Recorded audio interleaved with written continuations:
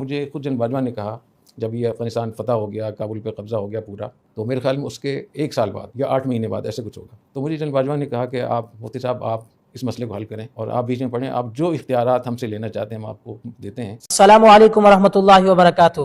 ناظرین، امید کرتا ہوں آپ تمام دوست خیر و عافیت سے ہوں گے۔ اس ویڈیو کو مکمل دیکھیں، دوسروں تک پہنچائیں، لائک اور سبسکرائب ضرور کر کے جائیں۔ مجھے خود جنرل باجوہ نے کہا جب یہ افغانستان فتح ہو گیا، کابل پہ قبضہ ہو گیا پورا، تو میرے خیال میں اس کے 1 سال بعد یا 8 مہینے بعد ایسے کچھ ہوگا، تو مجھے جنرل باجوہ نے کہا کہ آپ مفتی صاحب آپ اس مسئلے کو حل کریں اور آپ بیچ میں پڑھیں، آپ جو اختیارات ہم سے لینا چاہتے ہیں ہم آپ کو دیتے ہیں، صرف ٹی ٹی پی کا مسئلہ حل کرتے ہیں، باقی جو ان کے مسائل ہیں وہ ہم خود دیکھیں گے اس کو، چاہے وہ بارڈر کے مسائل ہوں، چاہے ان کو قانونی طور پہ دنیا سے بات کرانے کا ہو، منظور کروانے کا ہو، یا اور جتنے بھی ایشوز ہیں وہ ہم خود اس کو دیکھیں گے۔ اچھا، انہی دنوں میں رابطہ عالم اسلامی کی طرف سے بھی ایک کانفرنس تھی اس میں کابل میں، تو مجھے اس میں بھی دعوت آئی ہوئی تھی۔ ہم لوگ یہاں سے پھر آگے ہمیں کابل جانا تھا، تو میں نے کہا نہیں میں پہلے قندھار جاتا ہوں، تو قندھار چونکہ مرکز ہے طالبان کا، اور میں نے وہاں 14 عیدیں افغانستان میں کی ہیں قندھار میں، تو میرا اتنا وہاں سے رابطہ رہا ہے۔ تو ہم پہلے قندھار چلے گئے، تو وہاں سارے جو بڑے حضرات تھے ان سب سے ہماری ملاقاتیں ہوئیں، ان کے مدرسوں میں، ان کے دفاتر میں، اور بہت انہوں نے اکرام کیا ہمارا۔ پھر وہاں کے علماء نے مجھ سے یہ کہا کہ آپ سے ہم اجازت حدیث لینا چاہتے ہیں،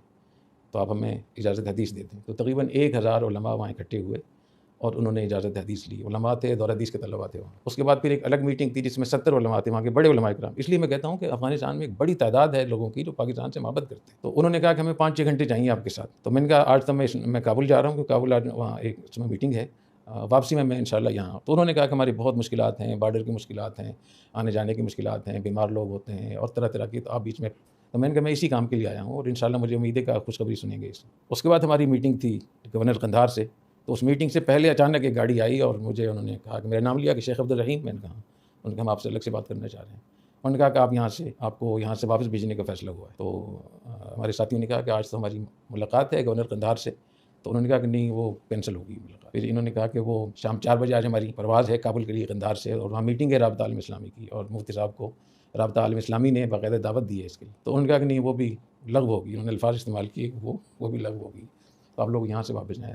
تو ہم نے مشورے میں طے کیا ٹھیک ہے اگر یہ حضرات ہمیں واپس بھیجتے ہیں تو ہمیں کوئی اصرار نہیں کرنا چاہیے۔ تو ہم نے کہا ٹھیک ہے ہم اپنے رہائش گاہ جاتے ہیں، وہاں سے اپنے سامان اٹھاتے ہیں۔ انہوں نے کہا کہ نہیں آپ وہاں بھی نہیں جا سکتے اور آپ کو یہیں سے سیدھا واپس جانا ہوگا۔ تو پھر ہم نے اندازہ لگایا کہ یہاں ٹھہرنا مناسب، ہم نے کہا ٹھیک ہم چلتے ہیں وہاں سے۔ تو انہوں نے کہا کہ سامان بھی ہم نہیں دیں گے آپ کو، آپ کو واپس جائیں۔ اور راستے میں بھی انہوں نے بہت زیادہ وہ کی، جو بھی کچھ وہ کر سکتے تھے، ڈرانے دھمکانے کا سلسلہ انہوں نے کیا۔ پھر جب چمن کی ویش پہ جب ہم پہنچے تو مجھے گاڑی سے نکالا اور پورا انہوں نے میری ویڈیو بنائی اور کہا کہ آپ جا سکتے ہیں۔ ہمارے ایک بزرگ تھے حضرت اقدس، ہمارے مرشد تھے مولانا عبدالکریم بیر شریف، فرمانے لگے ان مولویوں کو کلمہ پڑھنا چاہیے، اگرچہ بڈھے ہو گئے، اگرچہ یہ مولوی بڈھے ہو گئے، یہ مولوی ان کو کلمہ پڑھنا چاہیے، ان کو توبہ کرنا چاہیے اللہ کے بارگاہ میں۔ وہ جن کی ٹکے کی حیثیت نہیں ہے وہ آئیں، وہ کہیں کہ مولویوں تم فتویٰ دے دو مسجد میں کہ ہماری بھی کوئی حیثیت دنیا کے اندر مانی جائے، تم ہمارے لیے اعلان کرو کہ ہمارا کوئی مقام ہو جائے۔ مولوی کو گولی لگی کہ مولوی ادھر گیا، واہ ملا واہ، واہ ملا واہ، واہ ملا واہ، با حیا بے حیا کے پاس جائے، او بے حیا جو تیرا مقام ہے مجھے وہ مقام دے دے، اور پاکیزہ کھانے والے وہ جائیں حرام خور کے پاس، او حرام خور ہمیں وہ مقام دے دو جو تیرا مقام ہے، اور پاک دامن اور عفیف وہ چلا جائے زانی کے پاس، او زانی ہمیں وہ مقام دے دو جو تیرا مقام ہے، اور ایک آدمی حلال خور وہ چوروں کے پاس جائے، اے چور ہمیں وہ مقام دے دو جو تیرا مقام ہے، اور ایک آدمی ٹھیک ٹھاک جائے قاتل کے پاس، اے قاتل ہمیں وہ مقام دے دو۔ یہ مجھ سے بھی غلطی ہو گئی، ہم سمجھ نہ سکے اس کو، ہم اس کو سمجھ نہ سکیں۔ جن کے سینے میں یہ ہوتا ہے یہ پورا کا پورا عالم وہ ہوتا ہے، قرآن نے خود اس کی وضاحت کی ہے، بل هو آیات بینات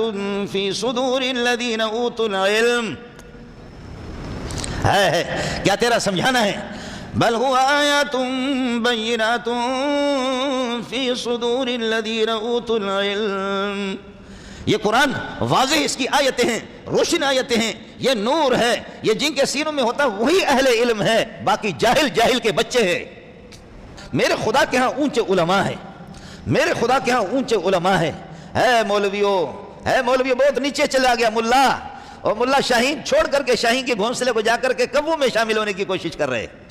کبو میں جا کر کے ہم لوگ شامل ہو گئے، کوے وہ گد وہ جو مردار خور قسم کے گد ہے نا، شاہین اپنے گھونسلے کو، تو شاہین ہے بسیر آ کر پہاڑوں کے چٹانوں میں، تو پہاڑوں کے چٹانوں پر ہوا کرتا تھا، مولوی صاحب چھوڑ کر کے جا کر کے گدوں میں مل گیا، کبوں میں مل گیا، مردار کھانے والے پرندوں کے ساتھ جا کر کے مل گئے، شاہین نے اپنے مقام کو چھوڑ دیا۔ اللہ آپ نے دیکھا، میں قرآن آپ کو سنا رہا ہوں،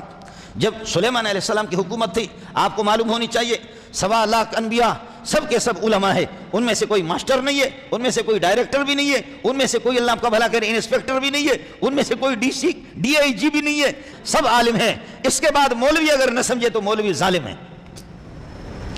1.25 لاکھ انبیاء وہ سارے کے سارے عالم ہیں، سب کو سبحان اللہ، جی ہاں سب کو سبحان اللہ۔ یہ نہیں ہوتا تعلیم، یہ دنیا، یہ بادشاہت، یہ حکومت، یہ سلطنت، یہ وزارتیں یہ علماء کی تھیں، لیکن علماء پر خدا کا پھٹکار ہو گیا، مولوی آپس میں تتر بتر ہو گئے، مولوی آپ کو سمجھ نہیں سکا۔ مولوی کو وہ جو صوفی صاحب ہے جو اپنے بلیڈ سے اپنے مونچھوں کو صاف کرتا ہے اور کہیں پر خانقاہ میں سرخ وہ کیا ہے سوراخ والی ٹوپی پہنتا ہے، وہ کہتے ہیں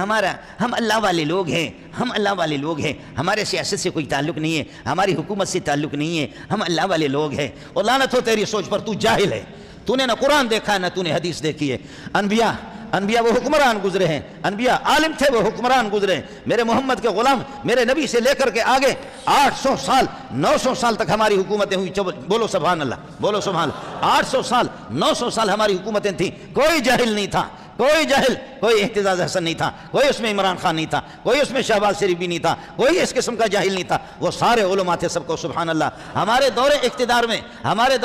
میں مولوی پہ خدا کے پھٹکار ہو گیا، بدبخت پہ۔ یہ مولوی کو کہا گیا کہ تجھے ایئر کنڈیشن دے دوں گا، مجھے بھی ایئر کنڈیشن دے دیے، مجھے بھی سہولتیں دے دی، مجھے بھی دی ایئر کنڈیشن۔ میرے اپنے ساتھی نے مرید نے گھر پہ لگایا، مجھے اتنا مزہ آ گیا، رات کو سو گیا تو فجر کی نماز رہ گئی، ایسا مزہ آیا ایئر کنڈیشن میں، بھینس کی طرح سو کر کے۔ مولوی کو بہترین سی گاڑی دے دو، مولوی کو ایک بہترین سا مکان دے دو، مولوی کو رعایتیں دے دو، سود کے پیسے کٹھے کر کے مولوی کو دے دو، اور مولوی کو ایئر کنڈیشن لگا کر کے دے دو، مولوی کو ٹچ قسم کا ایک ٹچ موبائل اس کو دے دو۔ مولوی کے ہاتھ سے قرآن بھی آپ نے نکالا، بخاری آپ نے نکالی، نسائی آپ نے لے لیا، ابو داؤد آپ نے لے لیا، اور اسی طریقہ پر یہ کہ مسلم شریف حدیث کی کتابیں، نبی کے ارشادات کا جو گلدستہ اور فرمون مولوی سے آپ نے لے لیا ہے۔ ایئر کنڈیشن دے کر کے، مولوی کو گاڑی دے کر کے، جہازوں کے عادی بنا کر کے مولوی کو عیاش بنا دیا، تو پھر مولوی کہتا ہے کہ جی تو پیسہ دیتا جا، تو ایئر کنڈیشن، تو میرے لیے بلڈنگ بنا دے، تم بینک بیلنس میں نے بنا دے، بس بس بس بس، ہمارے سیاست سے کوئی تعلق نہیں ہے۔ لعنت ہو تیری سوچ پہ، لعنت ہو، لعنت ہو تیری سمجھ پہ، لعنت ہو۔ اور بدبخت تو قرآن و سنت سے بالکل جاہل ہے، ان پڑھ ہے، اگرچہ داڑھی تیری جتنی بھی بڑی ہو، اس کے نیچے پاکستان چھپ بھی جائے، اس سے کوئی فرق نہیں پڑے گا، تو ہے جاہل ابن جاہل ہے، جاہل ابن جاہل ہے، تو جاہل ہے۔ حکومت تیرا کام ہے، حکومت نبیوں نے کی ہے، حکومت نبیوں نے کی ہے،